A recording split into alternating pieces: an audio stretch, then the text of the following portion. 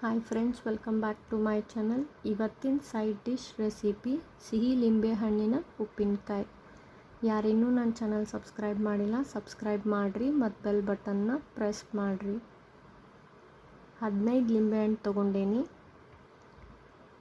ಲಿಂಬೆಹಣ್ಣನ್ನ cut ಮಾಡಿ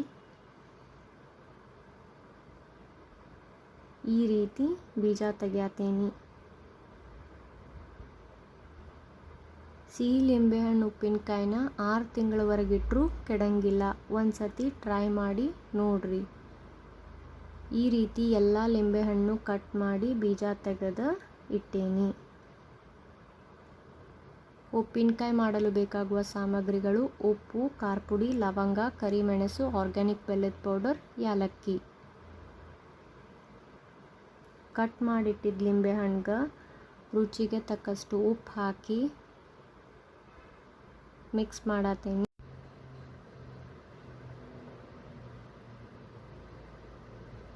lid close ಮಾಡಿ 5 ತಾಸು ಇಡತೇನಿ.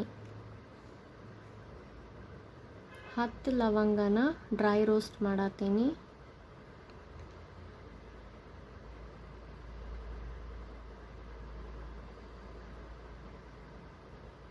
ಒಂದು ಚಮಚೆ ಕರಿಮೆಣಸನ್ನ ಡ್ರೈ ರೋಸ್ಟ್ ಮಾಡತೇನಿ.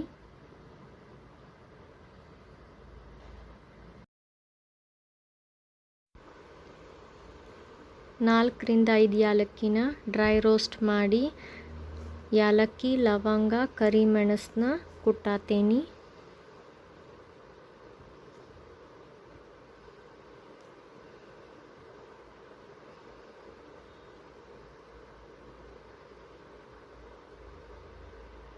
ಕುಟ್ಟಿ ಈ ರೀತಿ ಪೌಡರ್ ಮಾಡಿ ಇಟ್ಟೇನಿ. ಬಾಳ್ಗಿಗೆ 5 ತಾಸು ಕಲಿಸಿ ಇಟ್ಟಿದ್ದ ಲಿಂಬೆಹಣ್ಣು ಹಾಕಿ ಫ್ರೈ ಮಾಡತೇನಿ.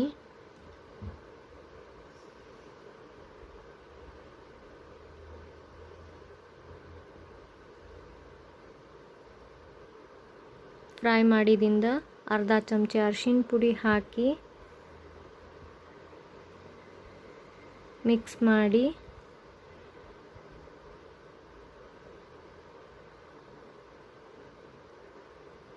ಒಂದು ಚಮಚೆ ಖಾರ ಪುಡಿ ಹಾಕಿ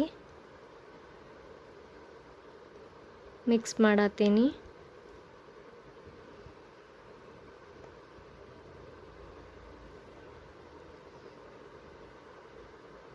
ಒಂದು ಬೌಲ್ ಆರ್ಗ್ಯಾನಿಕ್ ಬೆಲ್ಲದ ಪೌಡರ್ ಹಾಕಿ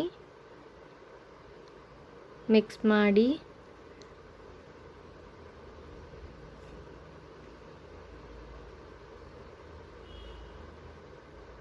ಡ್ರೈ ರೋಸ್ಟ್ ಮಾಡಿ ಪೌಡರ್ ಮಾಡಿಟ್ಟಿದ್ದ ಮಸಾಲೆ ಹಾಕಿ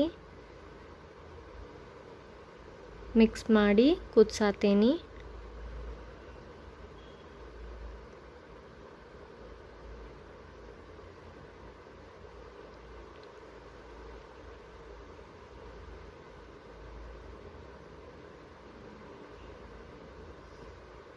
ಈ ಕನ್ಸಿಸ್ಟೆನ್ಸಿ ಬರೋವರೆಗೂ ಕುದಿಸಾತೇನಿ. ಕುದಿಸಿದಿಂದ ಸಿಹಿ ಲಿಂಬೆಹಣ್ಣು ಉಪ್ಪಿನಕಾಯಿನ ಆರಲು ಇಟ್ಟೀನಿ. ಆರಿದಿಂದ ಉಪ್ಪಿನಕಾಯಿನ ಗ್ಲಾಸ್ ಜಾರ್ದಾಗ ಸ್ಟೋರ್ ಮಾಡಿ ಇಟ್ಟರೆ 6 ತಿಂಗಳವರೆಗೂ ಕೆಡಂಗಿಲ್ಲ. ಇದನ್ನು ಸೈಡ್ ಡಿಶ್ ಆಗಿ ರೈಸ್, ಚಪಾತಿ, ರೊಟ್ಟಿ ಜೊತೆಗೆ ಟ್ರೈ ಮಾಡಿರಿ. ಈ ವಿಡಿಯೋ ನಿಮಗೆ ಇಷ್ಟ ಆಗಿದ್ರೆ ಲೈಕ್, ಶೇರ್ ಮತ್ತು ಸಬ್ಸ್ಕ್ರೈಬ್ ಮಾಡಿರಿ.